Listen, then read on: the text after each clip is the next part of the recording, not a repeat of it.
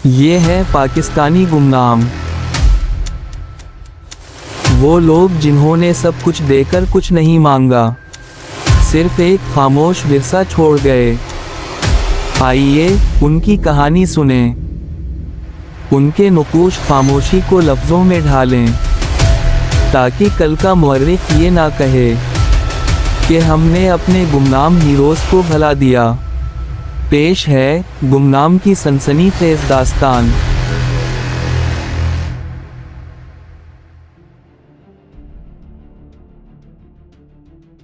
देख लेते हैं कि पहले कौन टूटता है। मुझे बड़ी प्रैक्टिस है इन कामों में।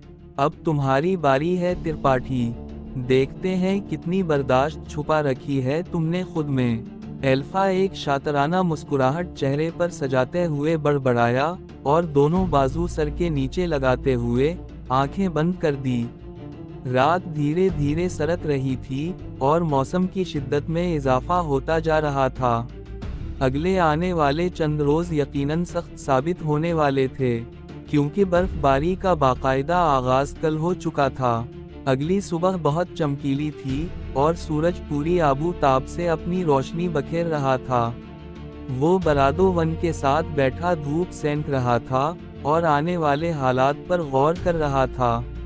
इसे हर हाल में ये मिशन जल्दी पूरा करना था, क्योंकि अब ये इसकी जिद बन गई थी। वो लोग थोड़ी देर ही बैठे होंगे कि त्रिपाठी वहीं उनके पास चला आया और इनके साथ ऐसे मिलने लगा जैसे अरसे से इन्हें जानता हो। भाई मैं तो बहुत नाखुश हूँ इस हुकूमत से।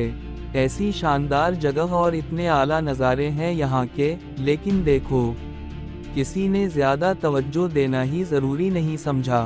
त्रिपाठी अफसोस भरे लहजे में बोला और हुकूमती इदारों को कोसने लगा। ये तो है जनाब, अब यही देख लें कि अगर यहाँ इनका अपना कोई सेटअप होता तो कैसा सजा देना था इन्होंने इस इलाके को। लेकिन यहाँ सिर्फ हमारे जैसे सर फिरे ही आते हैं, तो इन्होंने भी उसे इसके हाल पर छोड़ा हुआ है। शंकर भी इसके साथ अफसोस करता हुआ बोला, तो एल्फा उसे बगौर देखने लगा। मेरा बस चले तो मैं इस मुल्क को और इसकी फौज को कहीं का ना छोड़ूं। शंकर अपना दूसरा पता फेंकते हुए बोला, तो इसके दिमाग ने अलर्ट जारी कर दिया। जल्द या बदेर उसने खूल ही जाना था, जिसके लिए वो अपनी राह हमवार कर रहा था। फौज ने ऐसा किया कर दिया जनाब। मैं तो बड़ा फैन हूँ पाक फौज का, एल्फा साफ अंदाज में बोला। तो शंकर त्रिपाठी उसे अफसोस से देखने लगा। मैं भी तुम्हारे जैसा ही था, मुहब्बे वतन, लेकिन इस फौज ने जो इस मुल्क के साथ किया है, अगर मैं बताऊं तो तुम लोग कानों को हाथ लगाना शुरू हो जाओ। त्रिपाठी अब इन्हें अपने शिकंजे में कसने की तैयारियों में था। जरूर जनाब, हम भी तो सुने ऐसा किया कर दिया हमारी फौज ने। एल्फा मुकम्मल तौर पर इसकी जानिब मुतवज्जा हो गया, तो वो उसे तोलती हुई नज़रों से देखने लगा। तो सुनो फिर, ये उस वक्त की बात है जब भुट्टो को मारा गया था। त्रिपाठी राह हमवार पाते हुए इन्हें वो कहानी सुनाने लगा जो उसने अपने जहन में तश्कील दे रखी थी। और 1 घंटे की तकरीर के बाद जब वो खामोश हुआ, तो सब खामोश बैठे उसे हैरत से देख रहे थे। हैरत उन्हें इस बात पर नहीं थी कि उसकी कहानी में कोई जादू था। हैरत तो इन्हें इस बात पर थी कि जिस अंदाज में इसने ये सारी कहानी सुनाई थी, वो किसी का भी माइंड वॉश करने के लिए काफ़ी थी। और हैरत इन्हें इसकी कायल करने की सलाहियत पर हो रही थी, क्योंकि ये तो सिर्फ वही जानते थे कि वो असल में है कौन और इसका मकसद क्या है। अगर इनकी जगह कोई आमसा लड़कों का गिरोह होता, तो वो सब इसकी बातों के कायल हो ही गए थे। कहाँ खो गए मियाँ? मैंने कहा था ना कि बाज़ बातें ऐसी होती हैं जो बहुत तल्ख होती हैं, और मैं ये नहीं बताना चाहता था, लेकिन तुम लोगों में मुझे वो जोश नज़र आया है जो नौजवानों का खासा होता है। और मैं नहीं चाहता कि तुम लोग अपनी ये जवानी यूं ही घूमने फिरने में ज़ाया कर दो। मैं तो ये चाहता हूँ कि तुम लोग कोई ऐसा काम करो कि इस मुल्क को इस जालिम फौज और इसकी सियासतों से आज़ादी मिल जाए। तब जाकर ये मुल्क सही मानों में आज़ाद होगा। शंकर त्रिपाठी इन्हें अपनी बात का कायल होता देखकर मजीद ब्रेन वॉश करने लगा। मुझे वाकई में अंदाज़ा नहीं था कि इस मुल्क के हुक्मरानों और फौज ने कैसे इस मुल्क को खोखला किया है। वो तअस्सुफ भरे अंदाज में बोला तो त्रिपाठी के चेहरे पर एक शातराना मुस्कुराहट दौड़ गई। मैं अकेला भी काफ़ी हूँ इस मुल्क को बदलने के लिए, लेकिन मुझे एक फोर्स चाहिए, तुम जैसे यंग ब्लड और जोशीले अफराद की, ताकि मैं बेफिक्र होकर अपना काम कर सकूं। वो इन्हें चारा डालते हुए बोला तो एल्फा ने बरादो-1 की जानिब देखा, जो इसे खोजती नज़रों से देख रहा था। दोनों के दरमियान नज़रों का तबादला हवा और आंख के खफीफ से इशारे पर एल्फा ने ग्रीन सिग्नल दे डाला। हम तैयार हैं, आप जैसे बंदे का साथ नसीब हो जाए और हमें इस मुल्क की बेहतरी का कोई मौका मिल जाए तो ये हमारे लिए एजाज़ की बात होगी। वो पूरी तरह मुतमईन अंदाज में बोला तो त्रिपाठी ने अपने अगले अक़दाम पर इन्हें कायल करना चाहा। आज नहीं कल मैं तुम लोगों के सामने एक प्लान रखूंगा और फिर देखते हैं कि हम इस मुल्क के लिए क्या कर सकते हैं। वो इन्हें मुतमईन पाकर बात को कल पर डाल गया और वहां से उठते हुए निकल गया। बरादो-1 त्रिपाठी की जाने के बाद इसके करीब चला आया और हैरत भरे अंदाज में बोला, ये साला तो बड़ा फनकार निकला यार, मैं इसे एक आम सा दहशतगर्द समझ रहा था, लेकिन ये तो हमारी पूरी तारीख ही रटकर आया हुआ है। देख लो फिर हमारे मुल्क को कैसे कैसे शातिर दुश्मनों का सामना है। बेचारी बेशऊर अवाम इन जैसों के हथे चढ़ जाती है और इनका आला कार बनकर उनकी फैलाई हुई बिसात पर महज मोहरे बनकर चलती है। इनका काम भी बन जाता है और जब इन्वेस्टिगेशन होती है तो अपना ही कोई बेवकूफ़ भाई इस सब के पीछे निकलता है। मुझे बड़े अफसोस से कहना पड़ता है कि हमारी मासूम अवाम कैसे इनकी सहूलतकारी करते हुए अपने ही लोगों को चाट जाती है। वो एक सर्द आह भरते हुए बोला तो बरादो-1 इसकी बात का कायल होते हुए सर हिलाने लगा। देखना, मैं भी इसका वो हाल करूँगा कि मरते वक्त इसकी आंखों में एक ही सवाल होगा कि इसकी मेहनत और रियाजत में क्या कमी रह गई थी जो वो हम पर भरोसा कर बैठा। वो दांत पीसते हुए बोला तो बरादो-1 हंस पड़ा। मुझे पूरी उम्मीद है कि इसके साथ ऐसा ही कुछ होना लिखा हुआ है। बरादो-1 इसकी हिमायत करते हुए बोला तो वो भी मुस्कुरा दिया और दोनों अगले आने वाले दिनों की प्लानिंग में जुट गए। अगले दिन वो लोग बेचैनी से शंकर त्रिपाठी का इंतजार कर रहे थे। दोपहर तक वो भी पहुंच गया और लगता था जैसे वो भरपूर तैयारी से यहाँ आया है। मैं सुबह से आपका इंतजार कर रहा था और आप अब आ रहे हैं। त्रिपाठी के आते ही उसने जल्दी दिखाने की कोशिश चाही। वो अपनी बेताबी इस पर जाहिर करना चाहता था, जिसमें वो कामयाब हो भी गया। लगता है सारी रात मेरी बातें तुम्हारे दिमाग में गर्दिश करती रही हैं। अच्छा है मुझे तुम जैसे लोग पसंद हैं, जो हर चीज़ को हकीकत के आईने में देखते हैं। त्रिपाठी इसका शाना थपथपाते हुए बोला तो वो पुरजोश सा हो गया। इस मुल्क के लिए तो मेरे खून का आखिरी कतरा तक कुर्बान जनाब, वो आंखों में जोश लिए बोला तो त्रिपाठी उसे एक तरफ ले गया। क्या कर सकते हो अपने मुल्क के लिए? मैंने देख लिया है कि ये सब लोग तुम्हारी बात मानते हैं।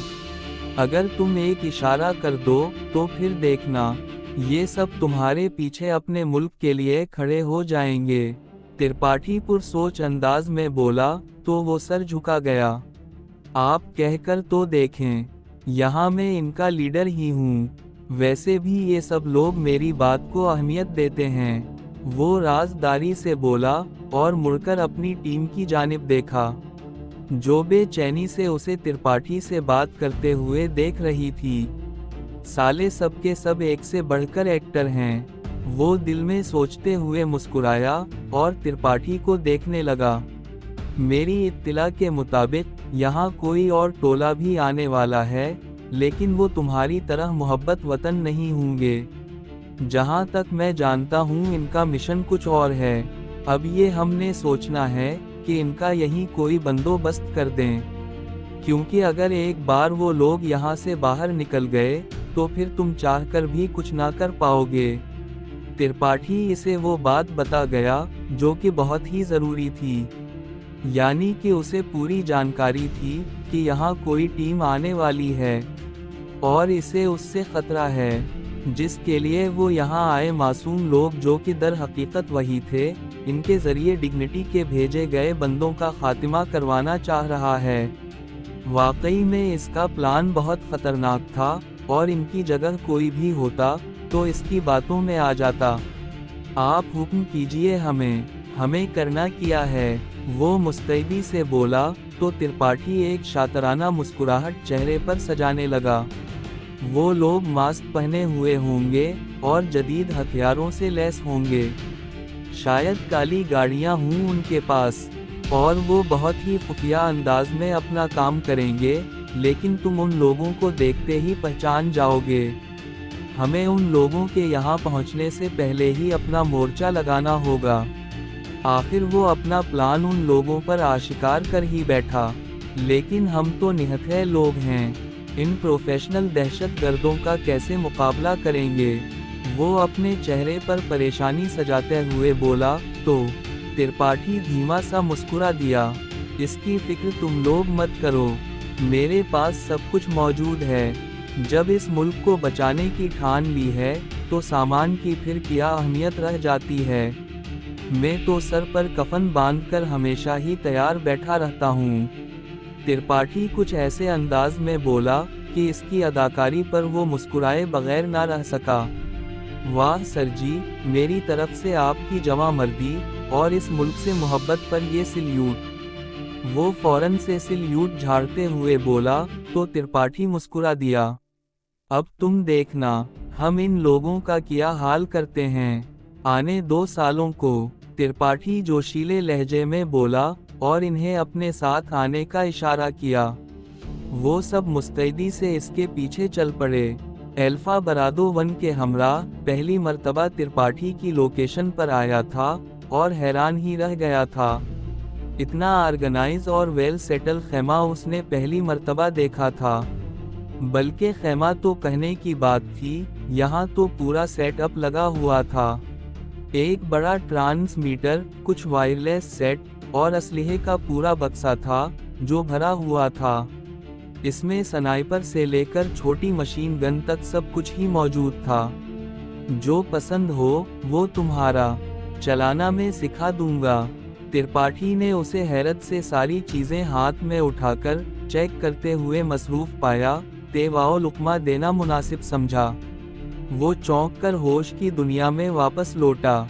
चलाना तो मुझे आता है, लेकिन मैं हैरान इस बात पर हूँ कि मैंने अपनी जिंदगी में पहली मर्तबा इतना असलहा एक साथ देखा है। वो त्रिपाठी को देखते हुए बोला, अच्छा तो फिर तैयारी पकड़ लो, मुझे और मेरे साथी को आगे चिलम चौकी की तरफ निकलना है। एक ज़रूरी काम है, तुम लोगों ने बस नज़र रखनी है कि जैसे ही वो लोग यहाँ पहुँचें, तुम लोगों ने बगैर किसी इंतज़ार के उन पर धावा बोल देना है, वरना अगर वो बच गए तो तुम लोगों का भी अल्लाह ही मुहाफिज होगा। त्रिपाठी इसे मज़ीद हिदायत करते हुए बोला। तो वो तेज़ी से अपना सर हिलाने लगा। इसका दिमाग तेज़ी से सोचने में लगा हुआ था। चिलम चौकी और फिर इससे आगे त्रिपाठी क्या करना चाह रहा था। अचानक से इसके दिमाग में मनी मरद का नाम आया तो वो उछल पड़ा। यानी कि अब की बार इसका टारगेट कुछ और था। मैं शाम तक वापस आ जाऊंगा। ये मेरा एक बंदा तुम लोगों के साथ यहीं रहेगा और तुम्हें मजीद गाइड करेगा। मैं बस यूं गया और यूं आया। शंकर त्रिपाठी मसरूफ से अंदाज में बोला और अपनी जीप की तरफ बढ़ा जो तैयार हालत में खड़ी हुई थी। वो कुल मिलाकर 3 बंदे थे और उन तीनों पर काबू पाना उन लोगों के लिए कोई मुश्किल काम नहीं था। ये कहानी आपको कैसे लगी? अच्छी लगी तो वीडियो को लाइक और चैनल को सब्सक्राइब करें। और बेल आइकन भी दबा दें ताकि नई वीडियोस आप तक फौरन पहुंचें। मिलते हैं अगली वीडियो में, तब तक के लिए हमें दें इजाज़त। अल्लाह हाफिज़।